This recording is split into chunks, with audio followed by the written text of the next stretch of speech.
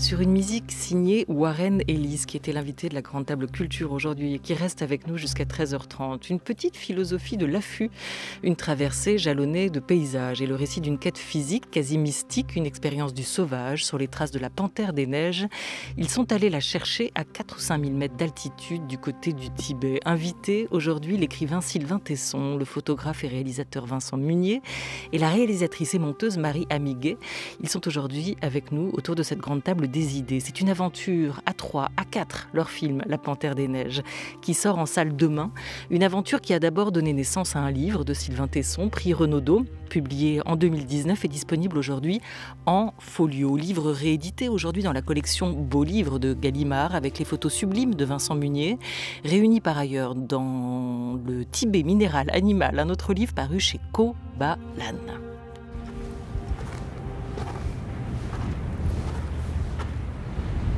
Patte avant, patte arrière, patte arrière.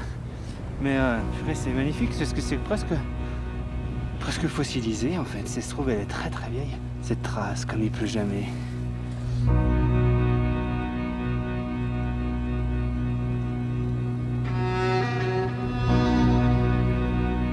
Tu vois, ce qui me fascine chez toi notamment, c'est la connaissance très poussée de toutes ces formes du vivant. L'intérêt que tu y portes, la passion.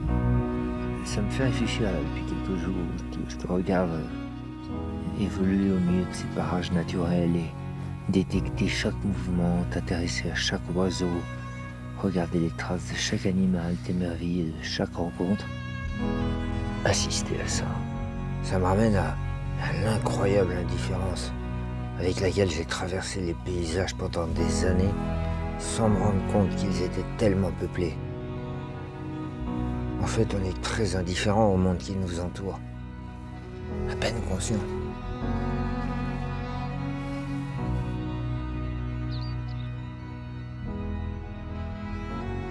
Et bonjour Marie Amiguet.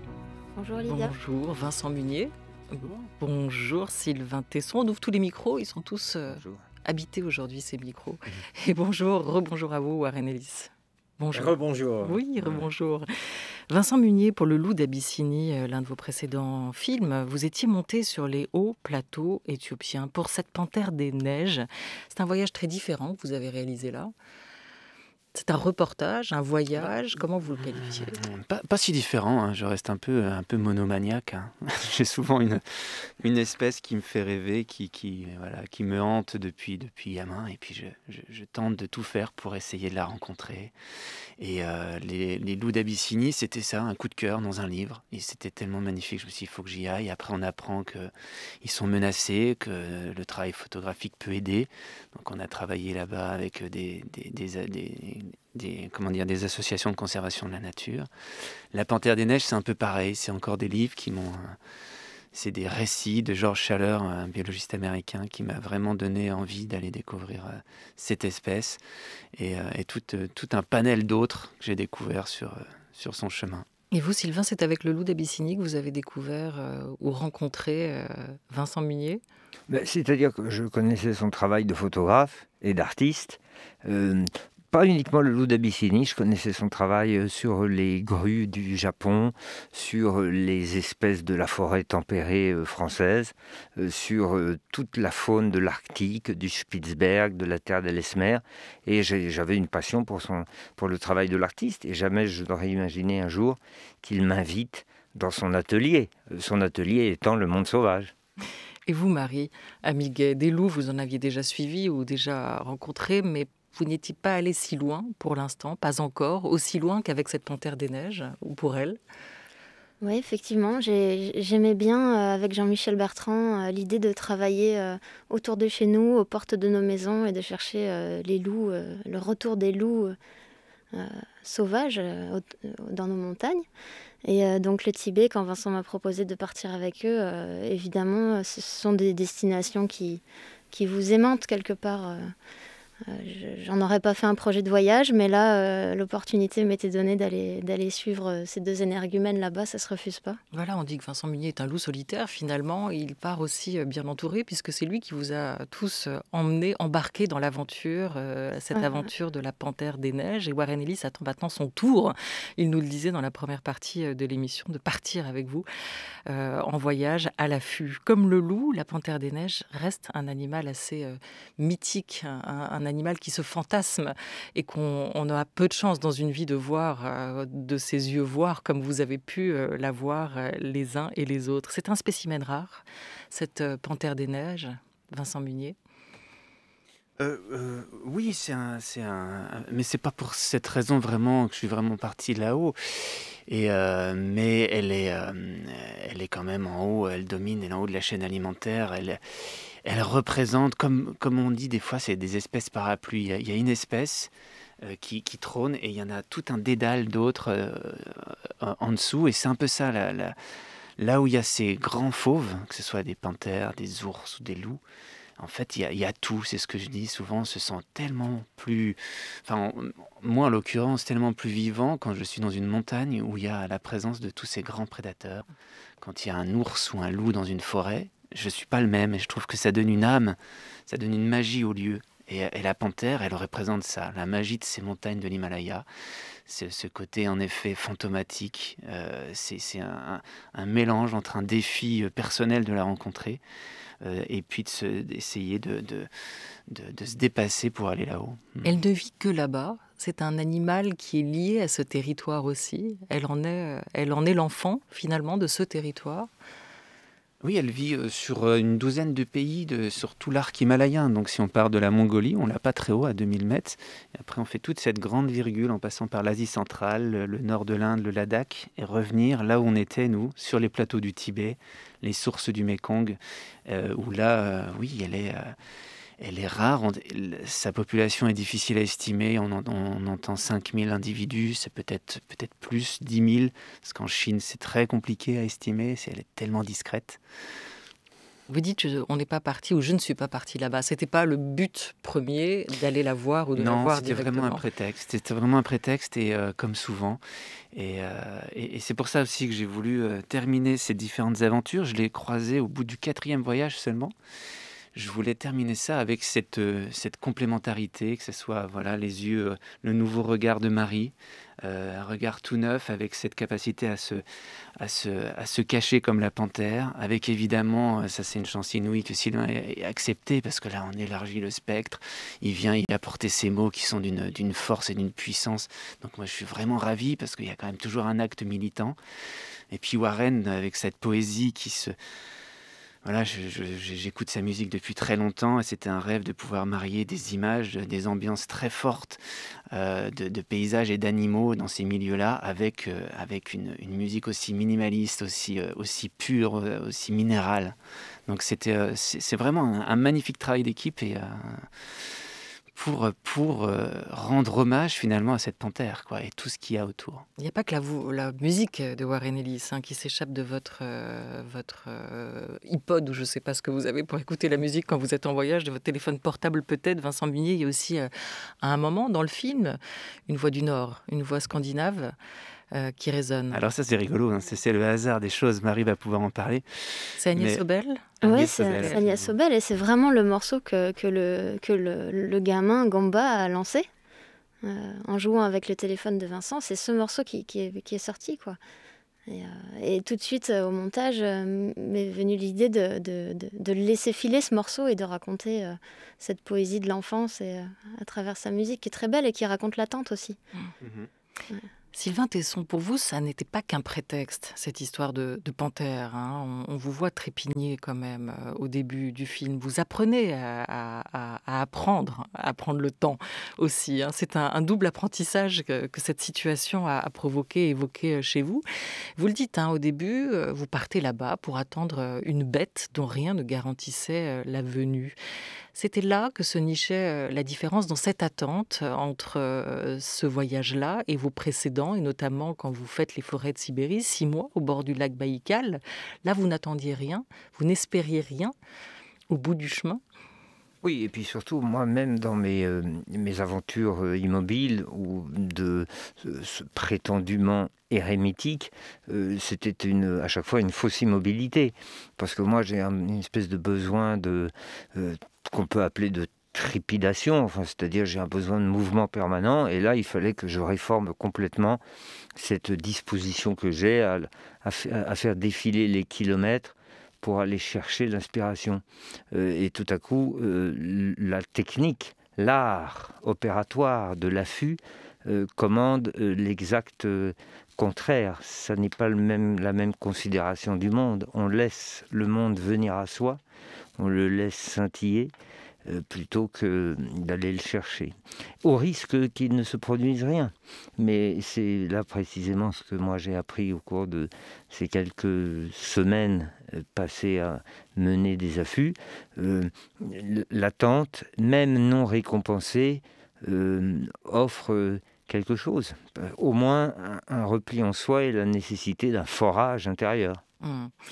Warren Ellis nous demandait dans la première partie de l'émission ce qu'est l'affût. Comment vous lui expliqueriez, Sylvain Tesson, comment vous le définiriez, cet affût? Vous écrivez sur l'affût, c'est un pari.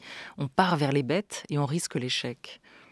Oui, d'abord, effectivement, moi je ne connais pas le mot en langage australien en général et anglais encore moins. Je ne sais pas comment on dit, alors je peux essayer par une périphrase de désigner que c'est une espèce de désir qu'on essaye d'accomplir, on essaye d'arriver à l'objet de son désir par une espèce d'annulation de soi-même, c'est-à-dire d'annulation de son espèce d'excitation à tout de suite rafler sa récompense. Il y a un moment, il faut opérer une forme de retournement du désir, quoi. C'est ça l'affût. Tout à coup, peut-être qu'il n'arrivera rien, mais c'est dans cet intervalle entre le moment où on a commencé à attendre et soit l'échec, soit la récompense de son attente que se situe l'affût, quoi.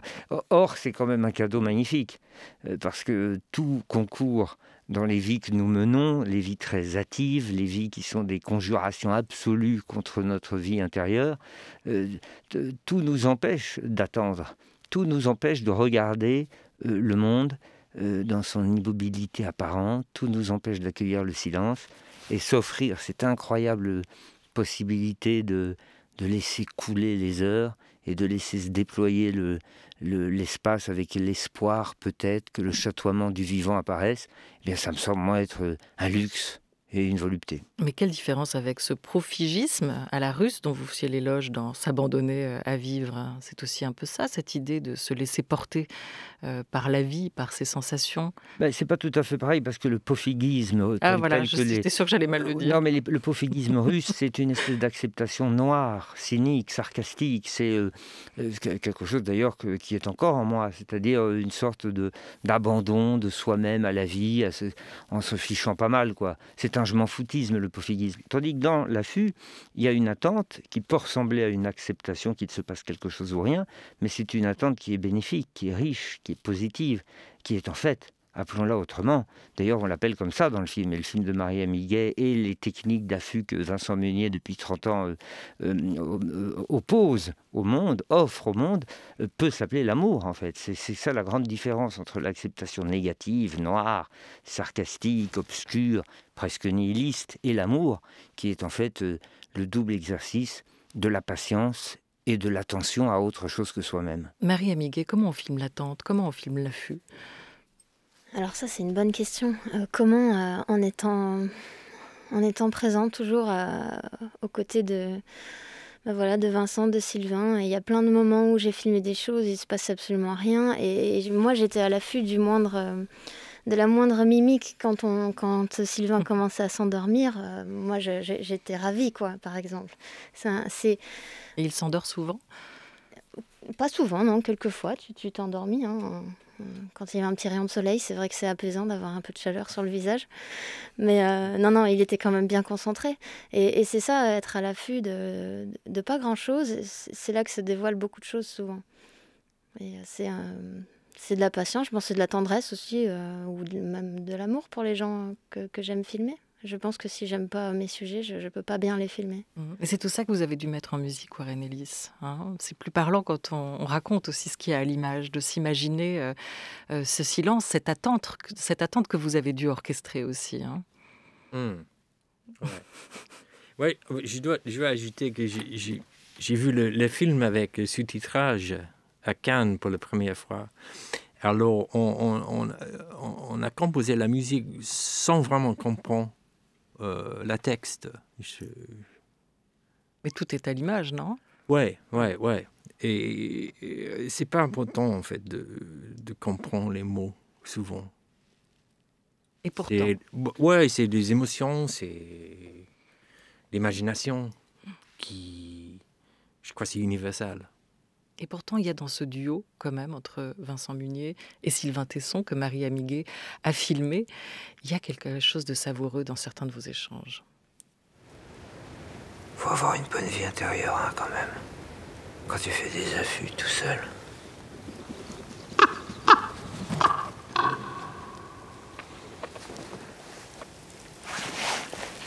Mais alors, toi, quand tu fais un affût comme ça pendant 2 jours, c'est fantastique pour la méditation et la pensée. Mais tu dois... Est-ce que c'est pas comme dans les insomnies où tu finis par développer des pensées noires? Tu sais, la nuit. Ah non. Tu restes immobile, tout seul à scroter des rochers.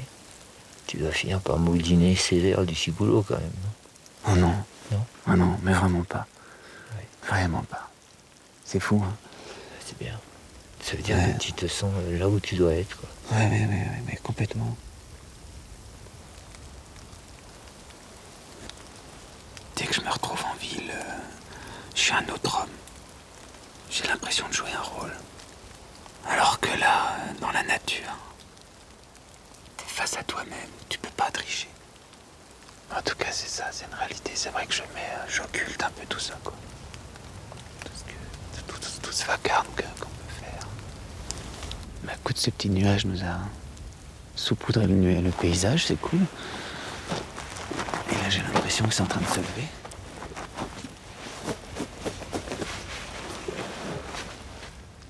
Allez, je vais me remettre le nez dans la lunette. On est pas bien là? On n'est pas bien, là? Moi, je vais mettre mes chaussettes chauffantes. Voilà, on voit le duo assez complémentaire. Laurel et Hardy, on vous l'a déjà fait ou d'autres? Comment vous êtes, Sylvain Tesson, complété très naturellement? Comme le sergent Garcia et Zorro. Voilà, c'est ça. Quelle place pour vous, Marie Amiguet, pour la caméra au milieu d'eux? Comment vous avez trouvé le bon équilibre? Ça s'est fait assez naturellement, en fait. J'attendais le feu vert de Vincent quand on arrivait sur un lieu pour qu'on s'installe tranquillement sans déranger les bêtes. Et puis ensuite, il me disait c'est bon, tu peux venir nous filmer. Et à ce moment-là, je me tapissais à la même hauteur qu'eux pour être au niveau de leur visage. Et puis je filmais ce que je pouvais. Parfois, la conversation se lançait toute seule et je captais ce qu'il y avait. Parfois, je lançais une question à Sylvain ou à Vincent et puis ils se prenaient au jeu et puis ils discutaient entre eux. Qu'est-ce qui les relie, les deux? Qu'est-ce qui fait que ça fonctionne, ce duo si particulier? Ouais, moi, je pense que ils sont très différents, mais en même temps, je crois qu'ils ont tous les deux un amour pour le vivant, pour les grands espaces, pour la liberté. Et c'est ça, en fait, qui les relie, à mon avis, et qui fait qu'au bout de 2 jours, ils étaient déjà en train de faire des plans sur la comète pour aller traverser le plateau du Changtang ou d'autres aventures. Pour moi, c'est 2 personnes qui parlent avec leur cœur, c'est ça en fait. Et ce sont 2 passeurs aussi. Hein. Ils racontent ce qu'ils voient et ils montrent, ils éprouvent et nous font ressentir. La patience chez Munier, écrivez-vous, Sylvain Tesson, la vertu suprême. Voilà pour les qualités, ces qualités que vous admirez. Et vous, Vincent Munier, qu'est-ce que vous avez cherché, qu'est-ce que vous avez aimé dans ce voyage chez Sylvain Tesson? Je ne savais pas vraiment quoi m'attendre, parce que c'est vrai que Sylvain, on se connaissait dans les allées des festivals d'aventure, on se croisait, voilà, mais sur place, c'est vrai que j'avais une petite angoisse, je ne savais pas comment ça allait se passer. Moi, je suis quand même un peu un grand solitaire et un peu casse-pied, pénible, un peu possédé par un seul et unique but. Mais je me suis un peu conditionné, et la surprise a été énorme, parce que Sylvain était extrêmement extrêmement patient, extrêmement attentif, vraiment. Enfin, ça fait un peu niais de se balancer des fleurs, mais c'était vraiment une réalité, un compagnon de voyage extrêmement discret et besogneux. Il écrivait. Donc c'était vraiment relativement facile quand on restait. Mais ça aurait pu ne pas marcher. Ça aurait pu ne pas marcher. Il peut y avoir évidemment. des équipés ou des équipages mal assortis aussi, et ça peut gâcher un voyage, non? On imagine que vous l'avez vécu l'un et l'autre dans certaines situations, ou jamais? Oh, pas tellement, parce que j'ai l'impression que l'un et l'autre, on a tiré ses conclusions avant de s'encombrer de trop de compagnons de voyage, quoi. Ouais. La solitude, c'est quand même le meilleur moyen de ne pas vivre de scènes de désordre ou les inconvénients de la relation humaine. Moi, j'ai trouvé une relation humaine qui me convient parfaitement dans l'alpinisme, parce que chacun met sa vie dans les mains de l'autre, mais la longueur de la corde, 50 mètres, tient la distance. Donc c'est ça qui est merveilleux avec les êtres. Moi, je veux bien vivre ensemble, mais pas de trop près. Ouais, non, mais je suis totalement en accord. Ce qui frappe dans le film, La Panthère des Neiges en salle demain, accentué ou souligné, porté par la musique de Warren Ellis, c'est la forme très contemplative aussi du film, de ce voyage. C'est pas un film démonstratif, c'est pas un film à message. Comment vous décririez cette nature, Vincent Munier, qui est autour de vous? Sylvain Tesson a trouvé les mots justes dès le début et il l'a écrit dans sa Panthère des Neiges. Comme les monitrices tyroliennes, la Panthère des Neiges fait l'amour dans les paysages blancs. Alors ils sont blancs ces paysages, mais pas seulement. Comment vous pourriez décrire cette nature? Oui, c'est sûr qu'on est loin d'un documentaire où on est dans le sensationnel, où on a des gros plans. Je crois que Sylvain, il parlait aussi je lui ai permis de lever le voile un peu sur un monde, et j'aime bien cette idée. Il y a un côté assez érotique, c'est-à-dire qu'on suggère, dans ces grands espaces, tout ce qui m'émeut au plus profond de moi, c'est vraiment des ambiances bien particulières et avec des lumières incroyables, ces petites notes animales, et on est dans quelque chose, dans une élégance pure, et c'est ce qu'on a essayé de retranscrire avec nos images. Et c'est vraiment ça, c'est presque un respect par rapport à tous ces animaux, essayer de les d'être, c'est extrêmement compliqué, hein, c'est ce que je fais aussi dans mes photos,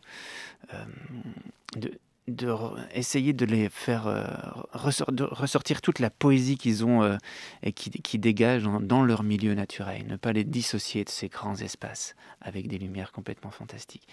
Et c'est ces moments-là qui sont assez rares, qui nous transcendent sur place, et qu'on a tenté de mettre dans ce film, et d'y apporter toute cette... ce qui sont rares, donc on les a pas tout le temps, de montrer qu'il y a de l'attente, il y a des longueurs, il y a du...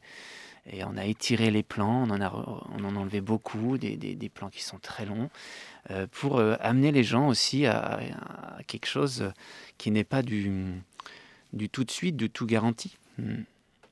L'affût, vous diriez, Sylvain Tesson, Marie Amiguet, Vincent Munier, c'est une métaphore du désir. D'ailleurs, ça commence, le livre s'ouvre par l'approche.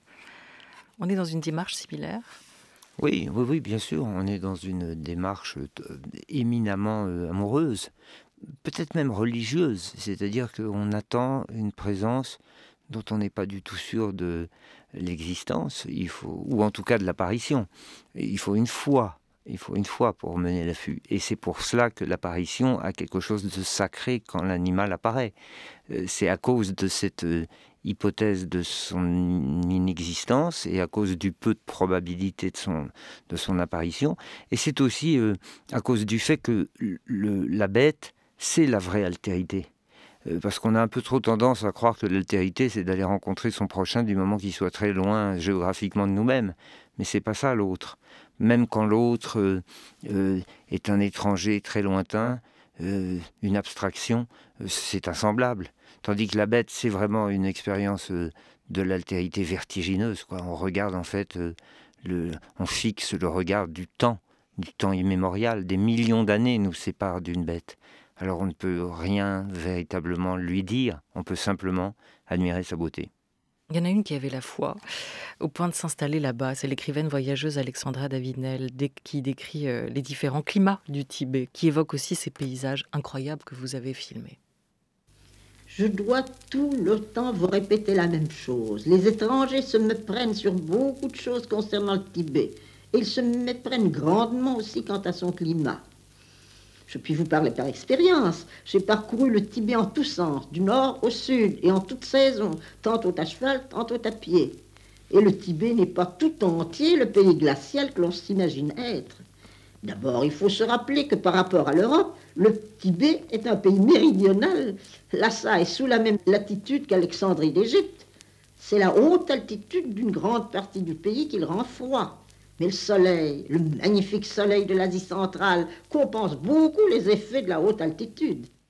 1954, ce n'est pas le pays glacial, mais quand même, vous avez eu bien froid durant ce voyage aussi. Marie Amiguet, comment vous faire entrer dans la caméra et Vincent Munier, parce que vous avez filmé tous les deux, hein, comment faire entrer dans la caméra de telles étendues, une telle démesure, toute cette grandeur?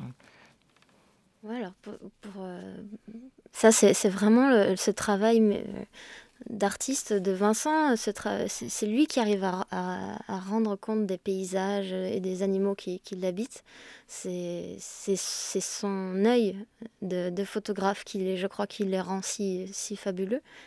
Bien sûr, j'ai filmé aussi des paysages, j'aime beaucoup, mais je crois que c'est toi. Hein. Moi, je pense que tout s'est fait un peu naturellement. C'est ce que je dis. Enfin, moi, j'ai du mal à me considérer comme un artiste parce que l'art est vraiment là-bas, quoi. Et on a juste un regard un peu singulier, un peu différent de par notre histoire pour arriver à saisir ce qui nous parle. C'est tout à fait personnel et c'est difficile même d'expliquer. Mais il n'y a pas eu de secret. Là où on est quand même assez content, c'est que ce film qui est au cinéma, on ne pensait pas qu'il allait devenir, est une super histoire. C'était un film assez artisanal au départ. On est vraiment petit, on est parti en petite équipe et ça on aime bien le souligner, c'est-à-dire qu'on a fait en sorte de ne pas arriver avec une équipe de 20 ou 30 personnes avec des drones, des grues, et on est dans un minimalisme et dans une sobriété que Sylvain aime beaucoup aussi en escalade, essayer d'être le plus léger possible, le moins intrusif. Et je crois qu'après, c'est juste de la magie de la nature qui nous le rend bien, quoi. Il faut être là. Je crois que le secret, c'est passer du temps. C'est passer du temps et être là-haut. Là, c'est quand même un condensé des meilleures images de 7 mois sur le terrain, quand même. Au Tibet, c'est pas rien.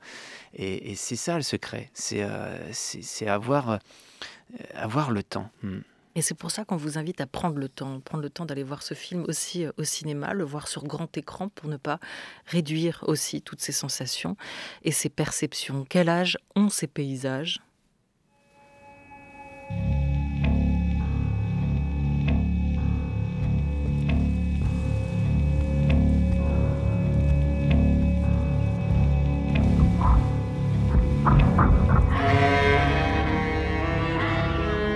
C'était des totems, envoyés par-delà les âges.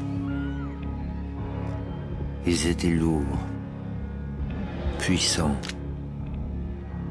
silencieux, immobiles, si peu modernes. C'étaient les vaisseaux du temps arrêté. La préhistoire pleurait, et chacune de ses larmes était un yak.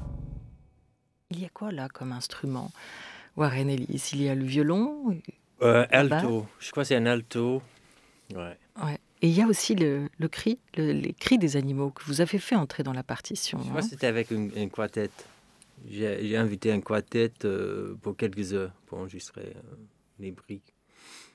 Pour quel résultat? Qu'est-ce que vous recherchiez? Qu'est-ce que j'ai cherché avec quoi? En invitant ce quartet. Je comprends pas. Vous comprenez pas. Pour quel résultat? Quand vous cherchez, quand vous les invitez, qu'est-ce que vous cherchez? À reproduire, à souligner, à raconter avec la musique? Non, pas du tout. Non, je travaille jamais si logique comme ça. Je cherche les trucs qui arrivent par hasard. Toute ma vie, en fait, c'est par hasard. Ouais, avec la musique du film, pour les films, quand je compose, je regarde même pas si proche. clairement, je regarde pas vraiment, j'utilise mes oreilles. Et puis je regarde, et c'est des allers-retours avec Vincent et Marie, mais moi, je ne suis pas très ciblé.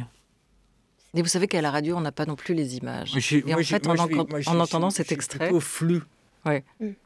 Non, mais c'est au mixage essentiellement qu'on a mélangé la belle musique, les morceaux de Warren avec toutes ces pistes et qu'on rajoutait petit à petit des sons d'ambiance, les cris des animaux, le grognement du yak, et tout ça permettait de lier la musique à l'ambiance. C'est un peu comme ça qu'on travaillait. Et de s'assembler, voilà. Et c'est ce qui nous donne des images quand on les entend, quand on entend ce son Warren Ellis. Parce qu'une fois encore, on n'est pas comme vous, en fait, confronté où on ne peut pas voir. Donc on essaye d'imaginer. Sylvain Tesson, en parallèle, paraît un travel book, Mars, un carnet de voyage commandé par les éditions Louis Vuitton. Ce voyage dans le futur que vous avez imaginé à deux avec le dessinateur François Scuiten, l'auteur des Cités obscures. Pour lui, vous avez revêtu l'habit d'un explorateur martien, avec cette imagination que vous avez portée l'un ou l'autre sur ce que la Terre serait peut-être au XXIe siècle. Hein. Vous dites avoir appliqué à la lettre les mots d'Elsa Triolet, le meilleur moyen d'être prophétique et de se montrer pessimiste. C'est votre état naturel ? Oui, pas vous. Il se trouve que j'écoute les informations, moi, le matin. Alors, je vois pas comment je ne serais pas traversé de mélancolie et de nostalgie. Et dans ma fable de Mars, illustrée, dessinée par François Scuiten, je n'ai fait finalement qu'accentuer un peu la trajectoire que prend le monde. Mais je trouve que dans La Panthère des Neiges, à aucun moment, vous n'êtes ni l'un ni l'autre, Vincent Munier, ni vous d'ailleurs, Sylvain Tesson, pessimiste. En tout cas, pas d'un pessimisme contagieux. Ce voyage au Tibet, il vous a redonné un espoir, l'idée qu'il y avait peut-être là un possible futur. Écoutez, moi je parle pour moi, je ne veux pas parler pour Vincent Munier, ni pour Marie Amiguet, ni pour Warren d'ailleurs, de cette question si cruciale. Moi, si, bien sûr, je suis absolument pessimiste, et je tiens d'ailleurs le pessimisme pour une vertu. Pour une vertu et pour une considération du monde la plus raisonnable possible. Car tout ne se passe pas très bien au point de vue de la conservation du vivant. L'homme a hérité d'un jardin magnifique et malheureusement, hélas, dans tous les domaines d'ailleurs, l'homme ne se montre pas assez conservateur. C'est tout à fait dommage, parce que l'homme a fait du progrès une espèce de religion, mais qui s'est emballée, qui lui a échappé, et il s'imagine que le simple fait d'innover, d'aller de l'avant, d'espérer des lendemains meilleurs, qui parfois chante d'ailleurs, dans son esprit, nous amène au pire. La seule bonne nouvelle dont nous puissions éventuellement consoler nos âmes en peine, c'est que l'espèce humaine se porte très bien. Malgré les soubresauts de l'actualité, malgré les tourments que l'homme s'inflige à lui-même, l'espèce humaine se répand formidablement. Elle va très bien, merci. Elle sera 8 milliards dans quelques années, d'après les prévisions de l'Organisation mondiale de la santé.